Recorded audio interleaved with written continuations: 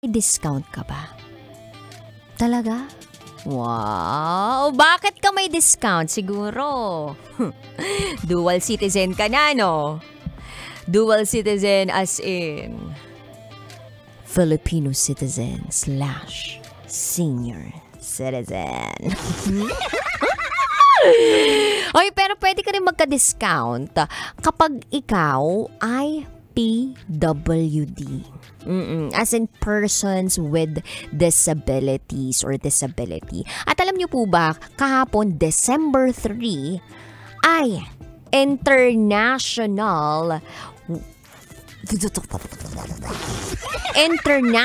Day of Persons with Disabilities. Alam nyo, nung dumaan to sa feed ko kahapon, parang nag-flashback sa akin yung moment na disabled ako. Actually, up until now, alam kong may tama pa rin yung tuhod ko kasi hindi pa rin talaga ako nakakabalik sa sports ko at hirap din talaga akong maglakad pababa ng hagdanan. Parang kung po pwede lang na mag-slide ako, magsaslide na lang ako eh. Medyo natigil lang kasi ako sa therapy recently because of so many schedule. Alam nyo na, pera-pera muna. Charot with the rot. But kidding aside, naalala ko yung sarili ko back in the days na hindi ako makalakad. Sabi ko nga, grabe no, ganito pala kahirap. Kahirap yung pinagdaraanan ng isang taong merong problema sa paa. Tapos, bigla tuloy na-realize ko na, what more yung may mga kapansanan sa paningin, sa kanilang pandinig. What more yung hindi masyadong nakikita ng dalawang mga mata, pero alam nating disabled. Or hindi ba natin alam na disabled, tsaka lang natin malalaman kapag tinanong natin o di kaya naman kapag may nagsabi sa atin. Yan. I think we are calling for more inclusivity, lalong-lalo na this calls for the government na mas magbigay pa ng kahalagahan sa mga taong may pinagdaraanan.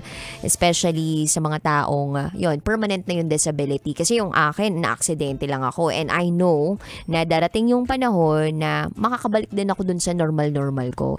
What if yung mga taong yun nga, disabled, tapos permanent na yung disability nila. So, napakahirap po nun natanggapin, lalong-lalo na yung mga biglaan lang talaga na aksidente, lalong-lalo na yung mga biglaan lang din na, alam mo yun, hindi nila akalain na mangyayari yun sa kanila. So, talagang kabisyo, ito talaga ay tawag sa lahat ng mga mambabatas, ng mga kawani ng gobyerno na mas bigyan pa ng importansya ang PWD. So, Happy International Day of PWDs po sa inyong mga PWDs.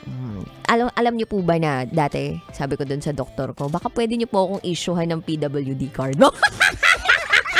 Ng request para lang maka-discount. Pero alam mo, kabisyo, ito yun kung hindi ka naman talaga permanently madidisable, dapat maging fair ka. Oo, wag kang humingi ng mga bagay na hindi naman karapat-dapat para sa'yo. Yung iba kasi, papalabas lang na kunwari PWD sila pero hindi naman talaga. Alam mo yun, wag niyo pong hilingin yun. Yung mga special discounts na yan, yung mga rates na yan, binibigay sa kanila kasi kailangan talaga. Imagine ninyo magkano yung mga pagpapagamot, magkano yung mga medisina, magkano yung pang-maintain, yan, para mas maging komportable yung buhay. So, yan na nga lang yung mga kahit papano perks, diba? Na makukuha nila, posible na lang makuha para sa pagpapagaan, pagpapasaya ng kanilang buhay. Tapos, gusto nyo pang dumagdag mga taong yun. So, anyway. Wala lang, share ko lang po ha. Let's continue praying for those na, aksidente or may disability. But then, pwede pang makabalik sa normal. And anyway, 3 to 5 p.m. tayo magkakasama ngayong araw na ito at siya kapiling ang babaeng naniniwalang hindi man ako palaging may pera at hindi man ako palaging may jowa. At least palagi naman akong maganda. This is me, the one and only DJ Rocketera.